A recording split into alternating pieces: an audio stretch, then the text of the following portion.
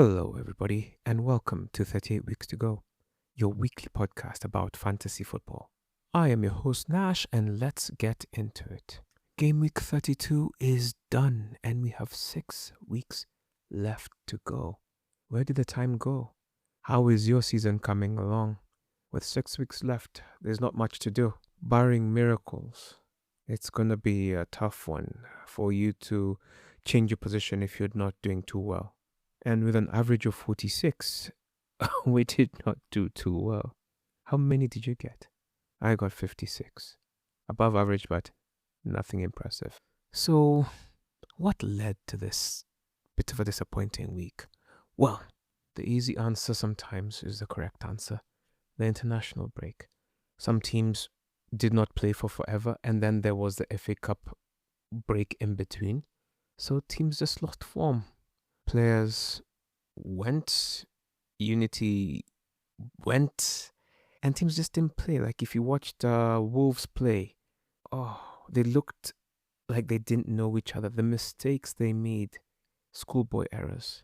They really played like the number 28 team in the league. And before that, they were playing quite competitively. They earned that 4-0. It could have been 5 or 6. Manchester United also looked like they hadn't played. If you look at the Villa players, they had Europe, so I don't know what their excuse is. But Watkins, oh my goodness, Watkins. He could have done better.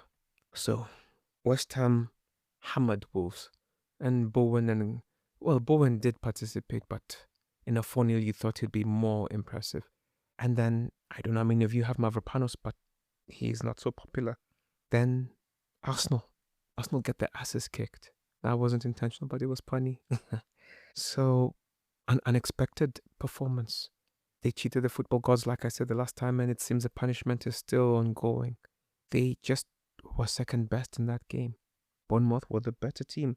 Bournemouth have been harder to beat over the last 6 games, and I thought it would be a difficult game, and it was. So, no clean sheet and no usual suspects, unless you had Gabriel, and then some of us might have removed Gabriel because he was said to be injured. So they can't even tell us the truth about that. Brentford 2, Everton 2. He got Thiago. He finally gives me the points I've been waiting for. Now, should I let him go? I am feeling like my heart is full. Although I wanted a hat-trick, I'll take 2 goals. And Everton and Dewsbury Hall and Beto continue. Brighton did what they were supposed to do, but it wasn't Welbeck. And it wasn't anybody we thought. It was WIeffer. Who would have thought WIeffer would contribute like that? Liverpool rested Ekitike. And that individually hurt me. They won 2-0 unless you have Salah. I don't even know why you would have Salah at this point, unless you're a dead team. So if you are banking on a Fulham upset, it didn't go your way. Then Newcastle have been in terrible form, and Crystal Palace beat them at the death. 2 goals out of nothing. 2-1 that game ended. So no clean sheets. Then Forest versus Villa, 1-1, no clean sheets. Then Sunderland beat Spurs, no new manager bounce. And then I had Mukiele, but he was 3rd on my bench. I swear, Mukiele is the FBL weapon formed against me. And then, of course, after Arsenal were beaten, all eyes were on the Chelsea-Man City fixture. If you had Chelsea players, they did nothing. Man City, on the other hand, you needed to have had Shecky and O'Reilly. Those have been the 2 standout performers. And then, so if you had Haaland, which most of us did, and you had captained him or Semenyo, you did nothing. Man United versus Leeds. Casemiro, again, he has been maybe they're just their best, I don't even know what, their best, cheapest player. I think that's true. Scores, thankfully Bruno gets an assist, even though it's nothing. Okafor is a scorer for Leeds. Not too many of us would have had him. Most of us would have had Mecha or Dominic Calvert-Lewin or maybe even Aronson. So FPL happened in an FPL way. And by that I mean, you may have gotten the idea of what you thought was going to happen, but it didn't happen with the players you thought it would. And we got disappointed. The marquee game of the week saw Chelsea take on Manchester City at home. Initially, it looked like Chelsea were going to spoil the hate watch party. Arsenal fans were getting hopeful. Up until halftime, it looked like even Stevens and it looked like Rosinha's boys were going to do something. Then second half began and almost immediately Manchester City scored and the floodgates opened.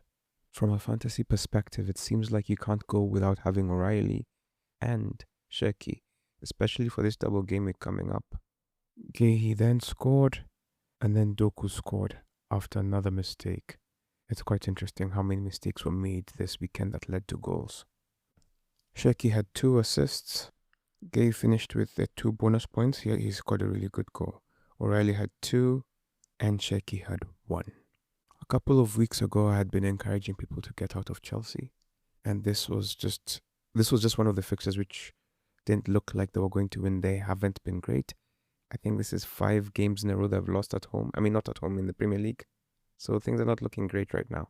The highest scoring game of the game week comes at West Ham 4, Wolves 0. This was the first game of the game week on the Friday, and it made me feel so bad. Why? Because I had been considering Bowen, because I'd used him the week before in my free hit. But having said that, I also wanted to bring in Gordon and Morgan Rodgers. The only reason I hadn't made these transfers is because next week is a double game week and the week after is a blank, and I didn't want to have too many transfers to make for the blank week since I've lost my free hit. Anyway, that's a bit of a long explanation. West Ham 4, Wolves 0. Wolves, for the first time in a very long time, looked like relegation favourites. They were absolutely horrible.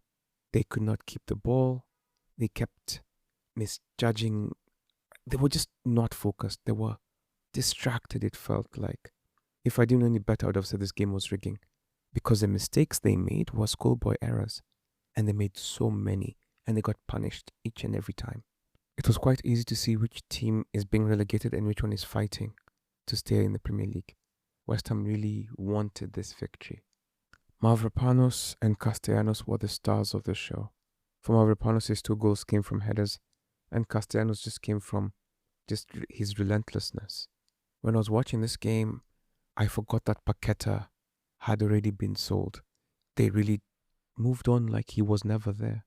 You can't know he was even a West Ham player. The first goal came off a corner. It got returned, then the ball reached Bowen, who crossed it for Mavropanos' header. Boom. Then Pablo probably stole the ball, gave it to Castellanos. Goal. Jared Bowen again makes another assist to Castellanos. Goal. And then Mavropanos scores a really good goal to win the game. A sort of overhead kick. And it's like, what are we doing here?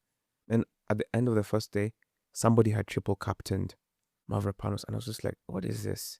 Why are people like this? How do you wake up and decide to triple captain Mavropanos? I was very hurt. Because here I am thinking deeply about my moves, my transfers, and some guys like, you know what would be a great idea? Triple captaining Mavropanos. Anyway, Mavropanos got the 3 bonus points, Castellanos 2, and Bowen 1. When it comes to the most disappointing match, it really has to be Arsenal 1, Bournemouth 2. Why? Because the champions-elect have lost. They're making the league wide open. It's not wide open, but if they lose to Manchester City next, it's going to be wide open. It was the early kickoff, and Krupi started off with a cross that was deflected that fell into his path, and he scored. Then Gyökeres had the penalty, which came out of nowhere really. And then in the 74th minute, Scott scored a really good goal after great build-up play. Now the thing about this game is that it feels like ever since Arsenal were beaten by Manchester City, it almost feels like they've been figured out. And at this point, it feels like it might be a little bit too late for them to change how they have been playing.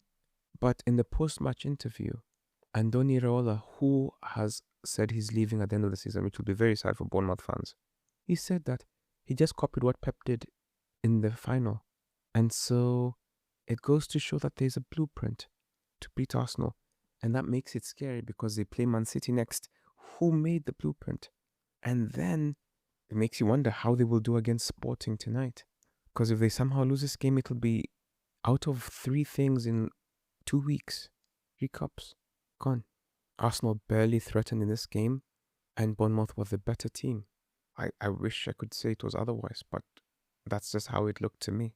Trufer and Evanilson had the assists for Bournemouth, while Gabriel had the assist for Arsenal. He wasn't really supposed to play, but he did. And we thank goodness for that. When it comes to bonus, Scott had 3 bonus points, Rice had 2, and Krupi Jr. had 1. There were 5 clean sheets this past game week. Looking at the top performers of the week, in goal, Roofs 11 points, Verbruggen 9, Mamardashvili 9, Donnarumma and Hermansen 7.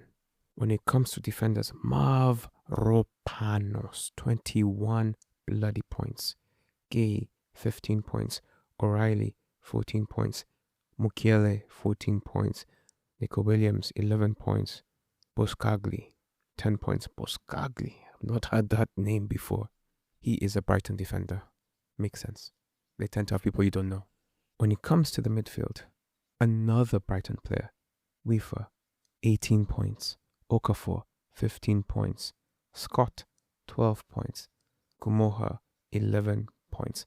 By the way, Gumoha for me scored the goal of the weekend. Beautiful curling effort. Sheki 10 points, and that's the top 5 midfielders. When it comes to forwards, Bowen 14 points, Thiago 13 points, Mateta 12 points, Castellanos 11 points, and Osula 8 points. When it comes to stats generated from the weekend, Newcastle have lost 25 points from winning positions. As in, they were winning the game and then they go on to either draw or lose it. 25 points worth. Nico O'Reilly has 9 goals for the season. 6 of them have come since February. Leeds recorded their first away league win over Manchester United since February 1981 when they won 1-0. Bruno had the pass that got the goal for Casemiro, and that is a 6th assist he has had for Casemiro this season. No other player has provided more than 3 for a teammate. Junior Krupi, who scored against Arsenal, has 10 goals from 36 shots. That is a 28% conversion rate. It is the best by a teenager since 2003-2004. So maybe there's something there. Ryan Sheki has assisted 2 or more goals in 4 different matches this season, the most of any Premier League player across all competitions. Bruno is second with 3, because I know you'd be wondering, where does Bruno stand in this? Chelsea were beaten by Manchester City, and they have lost back-to-back in the Premier League by 3 goals or more for the first time since February 2018. I saw sometimes some stats don't need to be kept, but I guess here we are. When playing within their final 10 games of the Premier League, Manchester City have lost just 1 of their last 43 matches, winning 32 times and drawing 10. Did you get that? When it comes to like Gameweek 28, Manchester City are more likely to win or draw than to lose. If you're a gambling person, you've just gotten some new information. They have played 43 games in this sample size. They have won 32 and they've drawn 10. They lock in. Ryan Sheki is the first player to reach 10 or more assists in his debut Premier League season since Dimitri Payet did it in 2015-2016. Elliot Anderson has the most Premier League games with 10 plus possession recoveries this season. He has 10. Szoboszlai, Declan Rice, Joelinton, and Matheus Fernandes 3. It just goes to show you how great a season he's having in that capacity. Only Derby in 2008, Sunderland in 2003, and Swindon Town in 1993 have had longless, winless runs to start a calendar year than Tottenham. Derby 18, Sunderland 17, Swindon 15. Tottenham have 14. And all 3 of those teams were relegated. Igor Thiago is the 3rd player to score 20 goals in a Premier League season for Brentford, after Ivan Toney and Brian Boumou did it in 22-23 and 24-25 respectively. Since Brentford joined the Premier League in 2021, they have had more different players score 20 plus goals in a season than any other club. Their scouting division works. After only suffering 3 defeats in the opening 49 matches of the season, Arsenal have since lost 3 of their last 4. Gyökeres has scored 18 goals in all competitions this season. Of players to debut for Arsenal in the Premier League era from 92-93, only Henry, who scored 26, and Sanchez, who scored 25, scored more in the debut campaign. He's not a flop. He's just not a flop.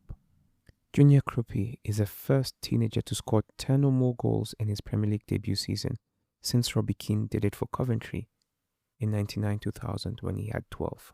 With their loss to Sunderland, Tottenham ended the day in the Premier League. Actually, they ended the game week in the relegation zone for the first time since August 8th, 2015. The only difference is that was August 8th, 2015, and it was the opening day of the season.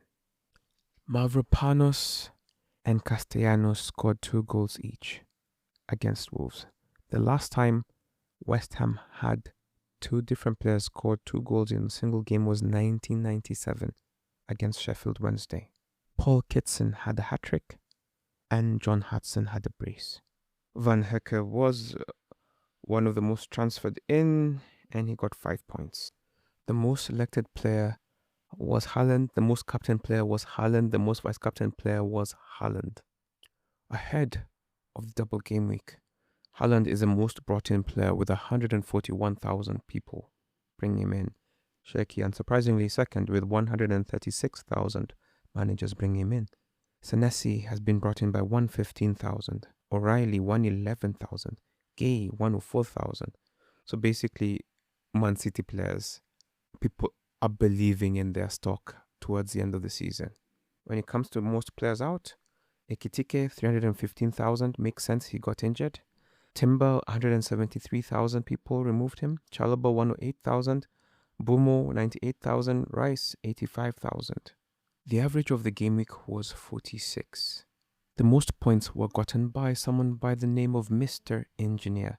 They got 132 points and they used their bench boost.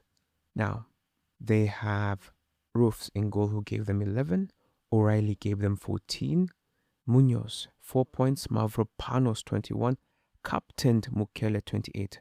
Goodness, just with that, that's 49 points with those 2 players and that's above the average. Then Shada gave 5, Rodgers gave 5, Wilson 2, Sar 1, Thiago 13, Bowen 14, Martinez 0, Alderete 8, Bruno 4, Welbeck 2, and that's how they got 132 points. When it comes to our league, Edwin Joroge is our leader, manager of team Wantam. Edwin got 82 points. In goal, he had Roofs, who had 11, Cash, who had 1. Can you believe Mukiele came off the bench for a powerful 14? And then Senesi came on for another 4. Then he had Guehi, who had 15. Rice 4, Mbomo 1, Captain Bruno Fernandes 8, Casemiro 9, Thiago 9, Haaland 2. And that's how they got 82 points. Well done to you. Number 2 this week was Sir Chivini, who got 81 points. Harry Potter, 80 points. St. Mark and Christy Cadevillis were tied with 79 points each. And that rounds up the top 5. When it comes to the other end of the table, Tatiana Mislenovic got a powerful 13 points.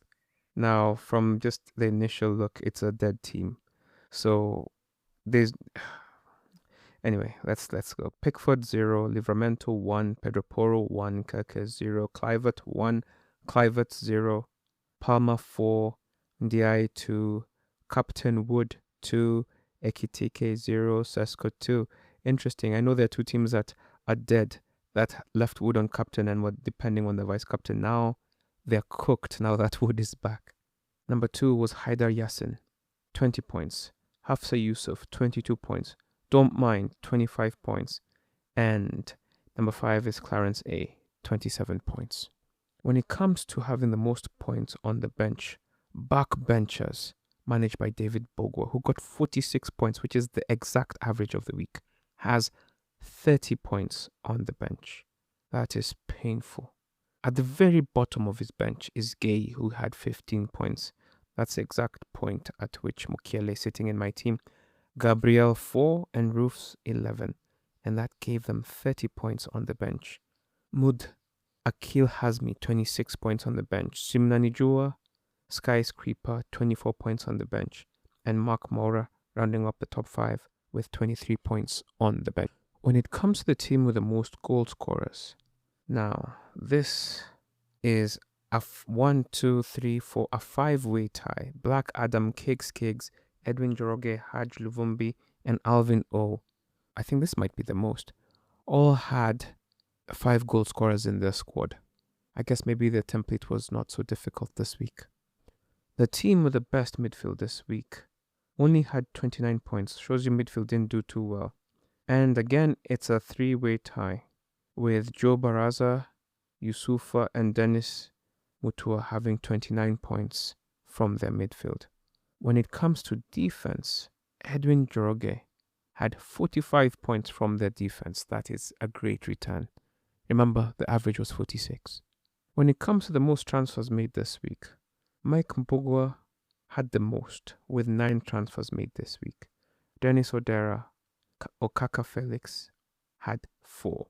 Then you have Ron Chisaka, Fami Zulkifly, Black Adam, Wilson Ding, Kojo Danso, PC Ongeri, Architect Sadiq Suleiman, Chris Masika, Emmanuel Obuya, Bonaji, Gerald Juma, Anton N, and Victor Nyabola all made 3 transfers.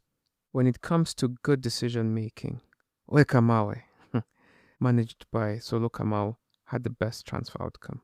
36 points from the decisions made. King Kev, 21 points. Escobar Season, 18 points. Franklin Asiema, 16 points. And then Mistaken, Mark Mora, and Charles Cadavillas, 15 points apiece from making their shrewd decisions. When it comes to disappointing transfers, Mike Mbogwa lost negative 22 points. So had they done nothing, they'll be 22 points better. Melvin Keter, 21 points worse off. Gerald Juma, 17 points worse off. Alan Muchangi, 11 points worse off. And rounding up the top 5 is John Mbogwa, who was 9 points worse off. When it comes to the team with the highest team value, Collins Kogi has a team value of 106.8. That is the most valuable team in our league. Well done. When it comes to the other end of that, Anthony Koila has a team value of 96.5. That is tough. The highest change in team value belongs to Michael Miner, who gained 0.6 to their bank. Well done. On the other end, Escobar Season has seen their team value drop by 1.9. Usually this means that they used a wild card. Yes, just checked, they used a wild card because that drop in value is too much. When it comes to differential picks, the highest points by the fewest amount of people, managers choosing the player, Mavropanos, chosen by 1% of us, got 21 points. Number 2, Okafor, chosen by 1% of us, got 15 points. Mukiele, chosen by 9% of us, got 14 points. And then you have Bowen, chosen by 12% of us, got 14 points. And then you have O'Reilly, chosen by 21% of us, who got 14 points. Edwin Joroge, who had the highest points in our group this week, has jumped the most positions globally in our group, rising by 833,000 positions in the global ranking. Haider Yassin has dropped 691,000 positions in the global ranking. When it comes to the streak of green arrows, Aaron Muindi has been going on for 13 straight weeks. That is very impressive. Keep it up. That's the right way to finish. Kojo Danso is on the opposite end, along with friend of the podcast, Eddie Olang. 9 weeks in a row, they have been doing nothing and getting red arrows. In our league, nobody has jumped higher than Mistaken, who has jumped 16 positions. And in our league, Melita Elvis has dropped 17 positions in our league. It's not too common that this happens, at least not this season. But the most popular captain this week was Bruno Fernandes, who was chosen by 80 of us. Haaland was second, chosen by 47 of us. Thiago was chosen by 11 of us. Well done, all of you. Ekitike was chosen by 9 of us. I hope you guys had a decent vice captain. Semenyo was chosen by another 9 of us. Joao Pedro was chosen by 7. Jokeres by 5. Palma by 4. Dead teams chose Salah 3 times, chosen by 3 people. Saka 3. And yes, I was correct. Wood 2. Wilson 2. Mbumo 2. Rice 2. Fultamada? Hudson-Odoi, Grealish. Wow, somebody has Grealish. That's a dead team for sure. Foden, Gakpo, Raul, Evanilson, Watkins, Rodgers, and Gabriel were chosen by 1 manager each. When it comes to our league table, there has not been much movement. Number 1 to number 6 have remained the same. Arnold Midunga is holding on and has nearly opened a 50-point gap over number 2, Alan Mushangi. Arnold Midunga has 1971 points. Alan Mushangi, number 2, has 1926. Leon, at number 3, has 1921 points. Franklin Asiema has 1918 points. Papi Chulo is number 5 with 1905 points. Bowley's Billionaires have 1904 points. Nerd Brigade, 75 points this week and 1891 points. So that's 75 along with number 8, Jeffrey Jeremy. 75 was the highest anybody in the top 10 got this week. They were actually averaging below 60. Number 9 is Randy Augusta, who got 55 points this week, 1868. And at number 10, Amos Langat is 1868. So new into the top 10 is Teddy Mwalo and Jeffrey Jeremy, who have 1891 and 1882. Have jumped up to 7 and 8 on the table. At the other end of the table, Bruce Abungana is holding it down with 450 points. Marcos Peters, 552. Mark Mora, 950. Rungai Manyara, 1127. And Mike Mbogwa rounds up the bottom 5 with 1159. So from that, you can tell that there's some people who joined late and there's some people who just, it's like they quit week 2. Number 1 in the world is Eric Ibsen. The team name is Ibsen. They got 75 points this week and they have 2136 points. So just under 200 points above our league. They used the wild card and in their team they have Verbruggen, who gave them 9, Van Hecker, who gave 5, O'Reilly 14, Gabriel 4, Scott 12, Semenyo 2, Palma 4, Fernandes 8, Joao Pedro 2, Haaland 2, and Thiago 13. Now, that's what gave them 75 points. And just looking at the team, it's easy to see that they have one eye on next week because a bunch of these players are playing twice. A minimum of 10 players are playing twice. So you can see even at the top, they take the double game week seriously. Now, as we approach game week 33, the first thing we need to know is that it is a double game week. And Leeds, Man City, Burnley, Bournemouth, Brighton, and Chelsea are playing twice. 6 teams are playing twice. Now, the other thing to know is that the teams that are playing twice will not play in game week 34. And that means that you have to plan. If you haven't used your wild card or your free hit, especially your free hit, like you see, if like what number 1 has done, he has his wild card. He can use his wild card this week, and if he has his free hit, he can use it next week. If you're fortunate enough to be able to do something like that, then you're perfectly set up. If you are not set up for the double game week and to handle next week, you really have to consider either you max out this week or you max out next week. But a double game week is a double game week. You have to sort of try to max out. What will you do? And that is a decision many of us will be faced with. So, Brentford kick us off with their game against Fulham. Fulham were beaten last time out by Liverpool, while Brentford drew 2-2 with Everton. Thiago getting both goals. And I wouldn't bet against Thiago in this fixture, you know? He's just had 2 goals. He's 1 goal behind Haaland. That is the kind of season he's having. He's the second top goal scorer. Brentford are unbeaten in 5. They have 5 draws, while Fulham have lost 3, drawn 1, won 1. Brentford are in better form, and I think they will have the slight advantage. At the very least, they will draw, if not win the encounter. In the last head-to-head, when I did Brentford versus Everton, I told you guys that Thiago had a hat-trick, and this time he scored 2. So let's look at this head-to-head and let's see what happened. So, when you look at the head-to-head, Fulham have won 3, drawn 1, and lost 1. So Fulham tend to be favourites in this encounter. And in fact, the last time they played, it was a 3-1 victory. Now, this is where picking becomes tricky. Do you believe in form or history? Because if it's form, Brentford are slightly better in that. Even though they're not winning games, they haven't lost in 5.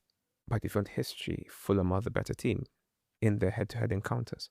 So if you believe that, from Brentford you choose Thiago, maybe Damsgaard, and Collins.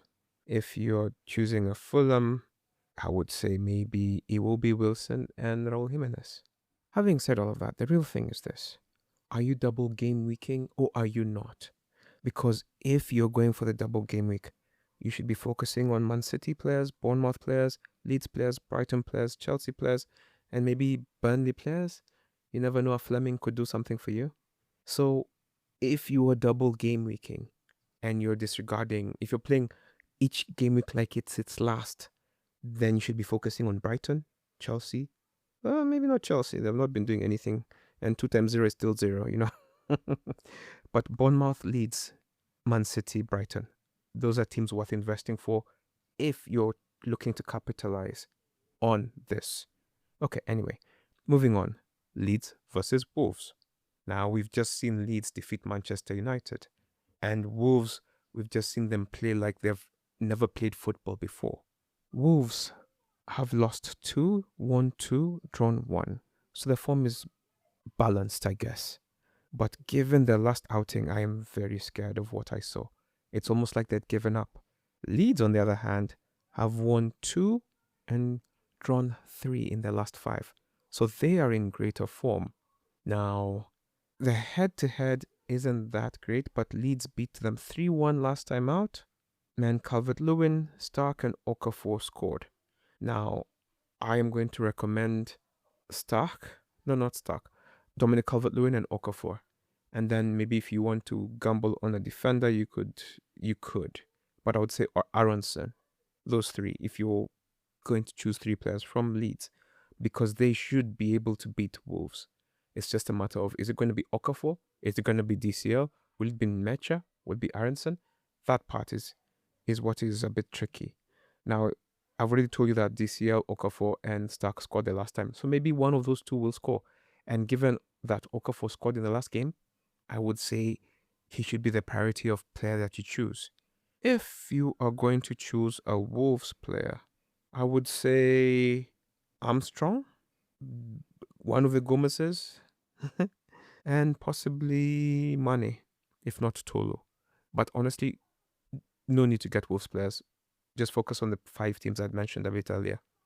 Next is Newcastle versus Bournemouth. Newcastle played kinda like Wolves the last time out. Just mistakes.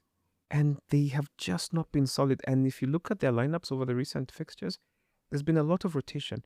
It seems like he doesn't know how to get what he wants out of them.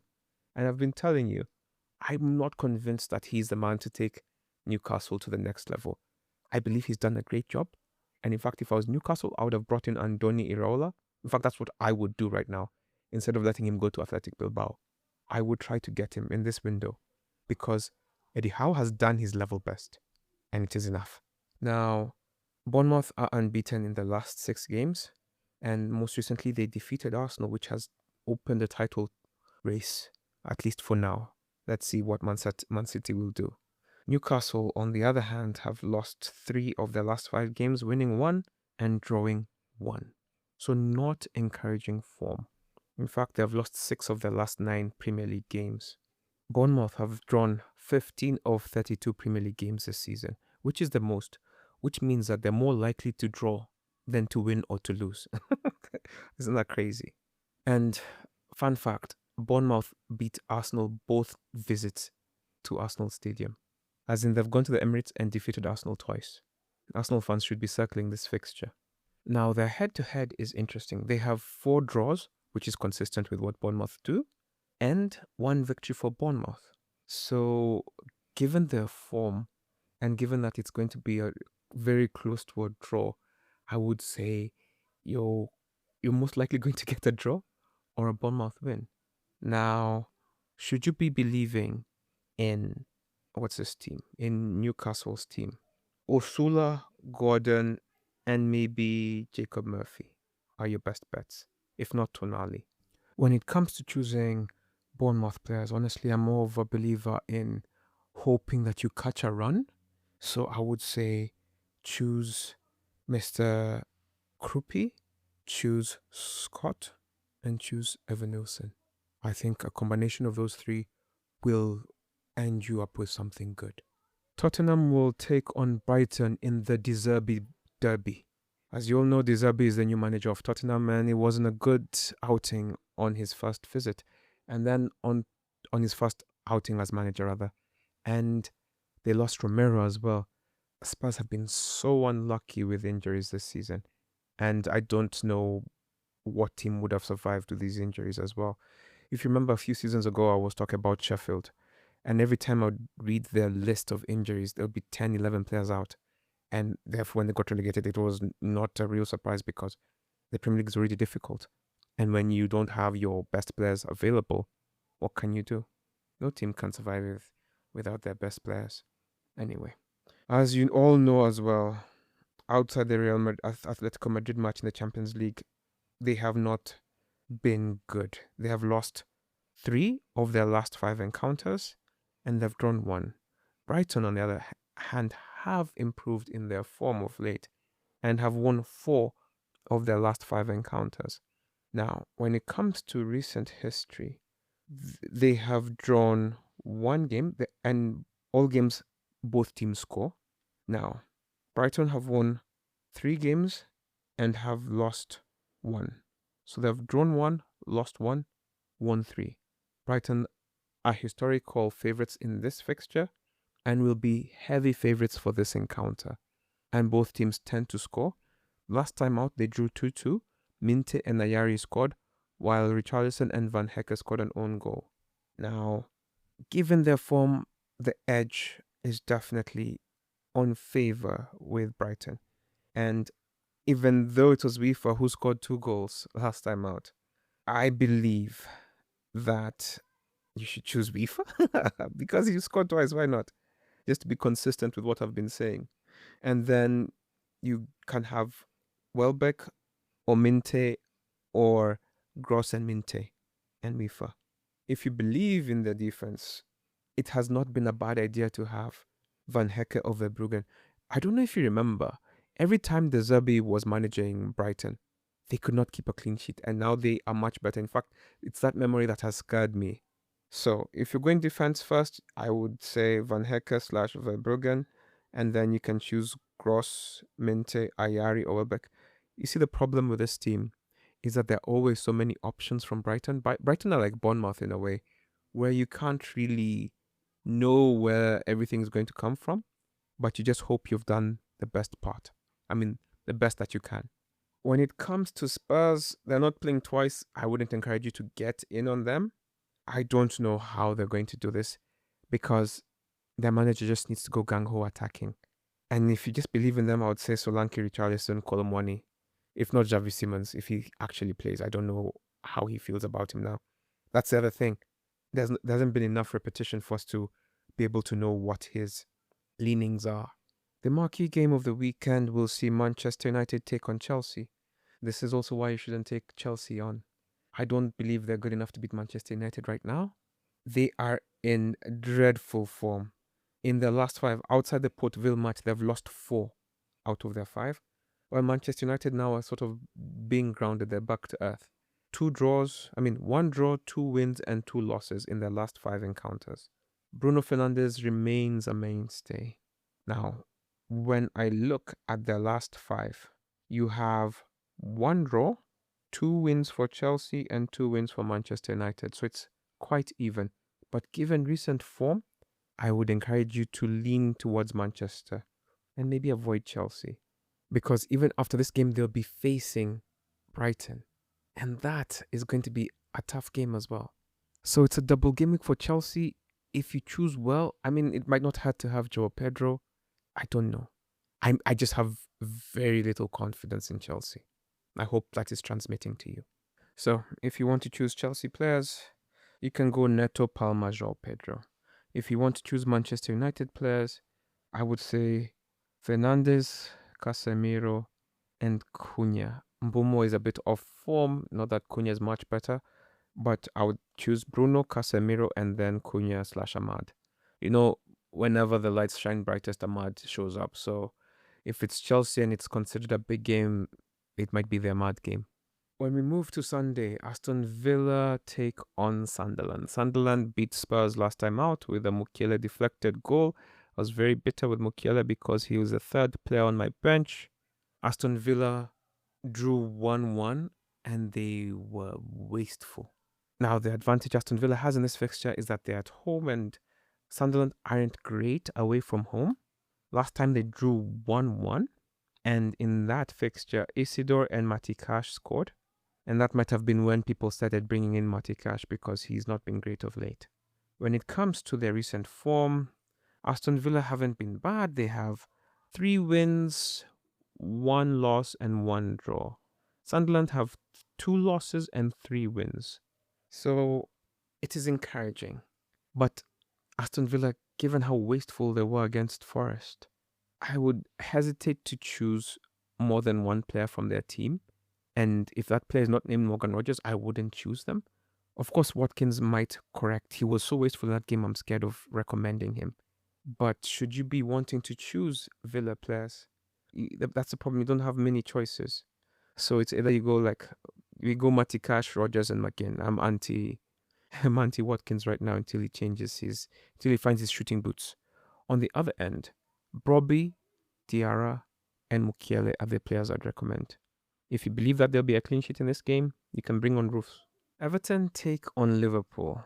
Liverpool were beaten last night by PSG, and so now they are out of Europe, which means they can focus on trying to secure number 4, and it also means predictability in their lineup. I don't think Slot will be happy with what he has achieved this season, but he'll be hoping to finish strong. Liverpool have just won once at Everton in their last 10 visits. And this match is being played at the Goodison, Hill Dickinson Stadium, sorry. And it's Everton's home. And if this stat is to remain true, then it should be Everton's favor for a win/draw. Looking at their recent form, Liverpool have lost 4 of their last 5 games and have won 1, which was this weekend when Rio scored the good goal and Salah scored. Salah is back, or is he? Now, Everton have won 3, lost 1, drawn 1 in their last 5 encounters. And when it comes to head-to-head, Liverpool have won 3 games and have lost 1 and drawn 1. And it is important to note that Liverpool have won all the games at their stadium and have not beaten Everton at their stadium. So if history is to repeat itself considering the form, it is showing that Everton will either win or draw this game. Now, should you believe that to be true, Beto, who has been great over the last 4-5 games, should be in your team, and then maybe Dewsbury Hall and Dijk. On the other end, Ekitike is done, he's injured and he's gone. However, Isak is back. I don't know how you feel about Isak, but he is back. And Salah is also back. So do you want Isak, Salah, and Rio? That doesn't sound like anything convincing. Now, Soboslai makes sense. I would go with Salah as well. And Frimpong. Frimpong has been very dangerous of late. He has been looking fit. He looks like he's finally adapting to his role, and he's dangerous with his runs, and he's very dangerous with his delivery.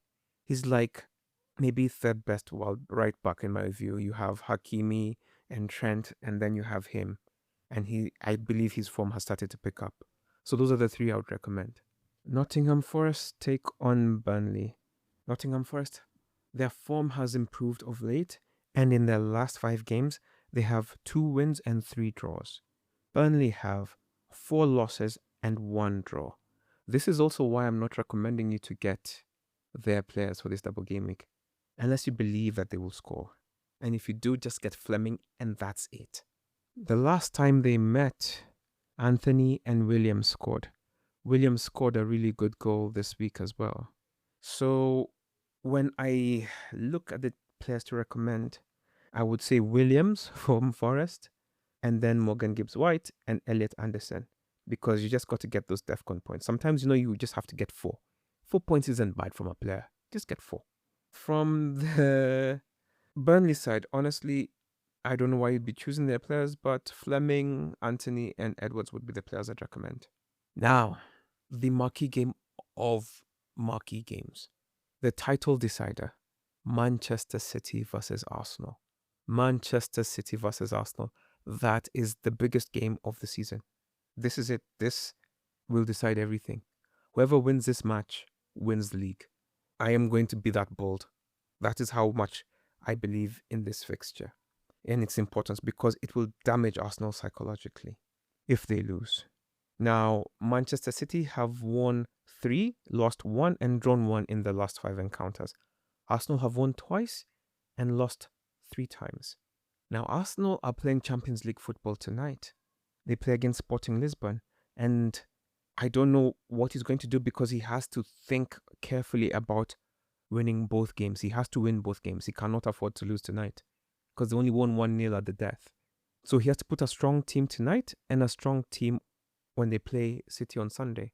And depending on how intense this game is, it might affect. And if they're beaten tonight, I could see them losing again.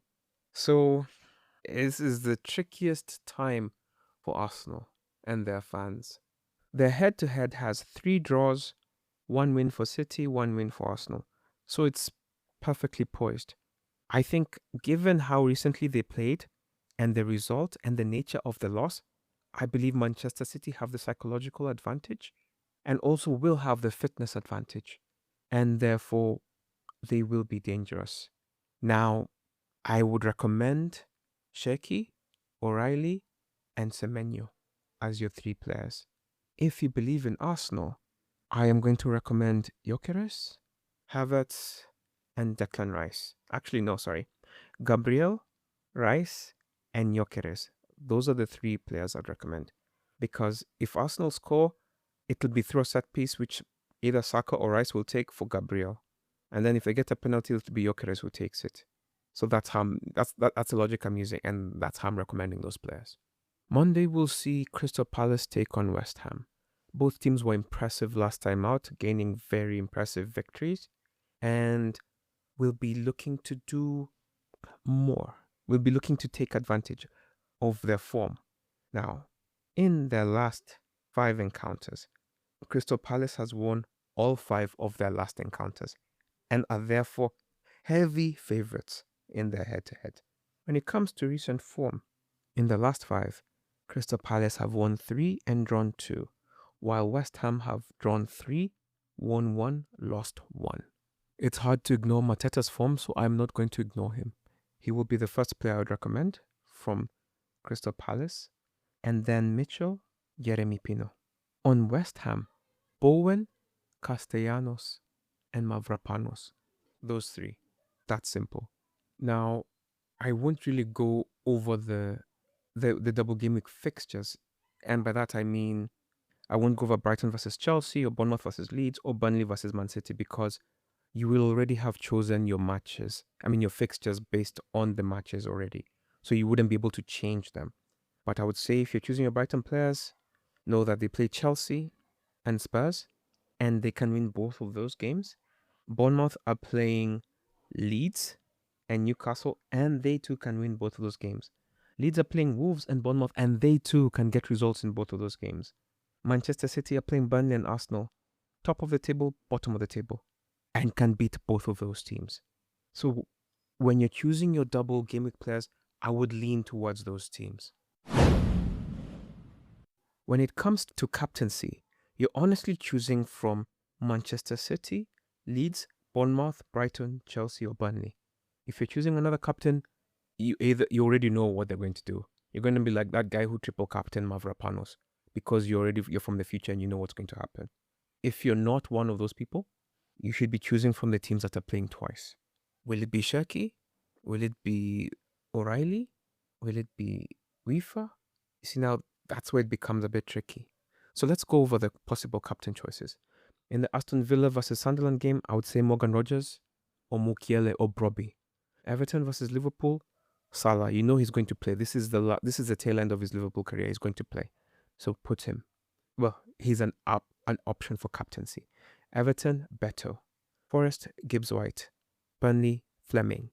Man City versus Arsenal, O'Reilly. Honestly, triple captaining him might be a splendid idea. O'Reilly or Sheki. I believe that they will be influential over their next two fixtures. Even though I have Haaland and Semenyo and Nunes, I recommend you to have the other makeup of the team. Crystal Palace versus West Ham, Mateta.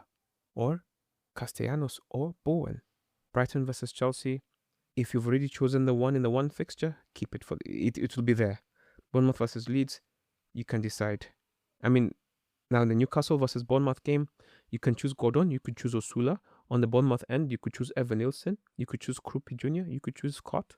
Or if you're one of the people who has defenders, you could try Hill, or you could try Senesi. And of course, Burnley versus City, whoever you've chosen will be the same. So that's about it. So basically, the best captain choice is coming from Manchester City. And if not, it's going to be Okafor.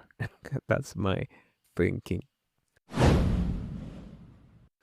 Looking at the FPL FDR, Arsenal take on Manchester City, then Newcastle, then Fulham, West Ham, and Burnley. I think after the Newcastle game, I would go full in on Arsenal if they're still confident at that point. Because this next two games, well, they're lucky they're playing a deflated Newcastle. Aston Villa have Sunderland, Fulham, Tottenham, Burnley, and Liverpool. Honestly, in theory, these are all winnable games, but they're so inconsistent that it doesn't make any sense. Bournemouth have Newcastle, Leeds, then a blank game week, then Crystal Palace, Fulham, and Manchester City. Bournemouth have been very difficult to beat, and these are fixtures, even though those teams are in good form, I believe they can get a result. Brentford have Fulham, Manchester United, West Ham, Man City, and Crystal Palace. Those are tricky fixtures, especially Manchester United and Man City, but they could score. They could beat Fulham, West Ham, and they could get a draw with Crystal Palace. So it's a mixed bag. Brighton have Tottenham, Chelsea, then a blank week, then Newcastle, Wolves, and Leeds. So these fixtures, on paper, they look difficult, but Tottenham are not in great form, Chelsea are not in great form, Newcastle are not in great form, Wolves are not in great form, only Leeds are in great form. So I would encourage you to get into Brighton. Barring the blank week, they will be good for their money. Burnley have Nottingham Forest, Man City, blank, then Leeds, Aston Villa, and Arsenal. Burnley are done. They're lost cause at this point. Don't get into them. Chelsea have Man United and Brighton. Then they have a blank. Then they have Forest, Liverpool, and Tottenham. Just don't get into Chelsea.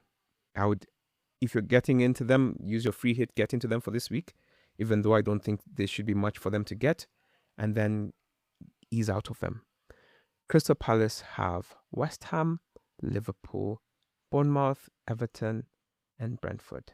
Everton have... So Crystal Palace are in good form. They haven't lost in the last 5. Just keep going with them. Liverpool are not as tough as they have been. Bournemouth are tricky. Everton are tricky. Brentford are tricky. So if you told me they're going to get 5 draws, I could believe that. Or tight victories, I could believe that. Or tight losses, I could believe all of that. So, but I believe that they will be competitive. Everton have Liverpool, West Ham, City, Crystal Palace, and Sunderland. Moyes has made this team better than we could have ever hoped. And outside outside Man City, I think they can beat all these other teams, considering their home record against Liverpool. So it wouldn't be a bad idea to get Everton attackers. I'm still hanging on to Pickford, but I concede pretty much every week. I don't even know how he has all the points he has. Fulham have Brentford, then Aston Villa, then Arsenal, Bournemouth, and Wolves. These are tricky fixtures. They're not difficult, but they're tricky. So I wouldn't encourage you to get into them. They would be underdogs in these fixtures. Leeds have Wolves, Bournemouth, then a blank week, then Burnley, Tottenham, and Brighton. Get into Leeds. Outside the blank, these are good fixtures for them, and they can get results. I think they'll stay up. I'm going to say that right now. Tommy, if you're listening, your boys are staying up. Liverpool have Everton, Crystal Palace, Man United, Chelsea, Aston Villa. Now, they've just lost to PSG, and they looked like third best in those two legs. Hopefully, they will gain some confidence or build some confidence as they hopefully give Salah a good send-off. Ekitike is gone, so maybe Isak will now start something. I don't know. It's a pessimistic air I have for Liverpool right now, but yeah, I'm just pessimistic. I do have Liverpool players, but I wouldn't add on to them. Man City have Arsenal, Burnley, then a blank, then Everton, Brentford, Bournemouth. I read you that stat earlier about Man City finishing strong. I believe they will finish strong as well. If they beat Arsenal, which I think most likely will be a draw, but if they beat them, I think it is theirs to lose because I believe new Arsenal will just crack after that. So get into them after. If you don't have them, if you can maneuver this double game week and then the blank, if you can maneuver that, well done. If you can't figure it out, either go hard this thing and then put them on the bench, or split your players. Man United have Chelsea, Brentford, Liverpool, Sunderland, and Nottingham Forest. These are tricky fixtures. It's funny. Out of all of these, I think Chelsea is the easiest game they will have in the next 5. So I wouldn't get into them, but I would get into them in order for them to have a blank, in order to have a play in the blank game week. Newcastle have Bournemouth, Arsenal, Brighton, Forest, and West Ham. Newcastle's form is patchy at best, and these are not easy fixtures for them. They can win them, that's for sure, but it would require them to figure out what they want to do and figure out a consistent lineup. They're just out of sorts and out of form. So I wouldn't encourage you to get anyone from the team barring Gordon, because he's the only one who'll be like grabbing them to push them forward. Anyway, Forest have Burnley, Sunderland, Chelsea, Newcastle, and Man United. Now, for Burnley and Sunderland, the tricky fixtures. Newcastle and Chelsea are winnable fixtures, and Man United will be at their toughest fixtures in the next 5. So if you can, and Wood is back, maybe it might. Let's see if he picks up form. But if not, if you just put maybe a Morgan Gibbs-White or an Elliot Anderson over there, he will do his job. You will get something in the next 5. Spurs have Brighton, Wolves, Aston Villa, Leeds, and Chelsea. In theory, these are winnable fixtures, but Spurs are in relegation form, and I don't know if they'll be able to overcome it. Because at this point, apart from the injuries, I think it's also mental. Sunderland have Aston Villa, Forest, Wolves, Man United, and Everton. Sunderland are safe, they're playing well. If you can get yourself a Cabrobi or Mukiele and a Diarra, I think you should be fine. West Ham have Crystal Palace, Everton, Brentford, Arsenal, and Newcastle. It's tricky fixtures, but I think they have enough to stay about them.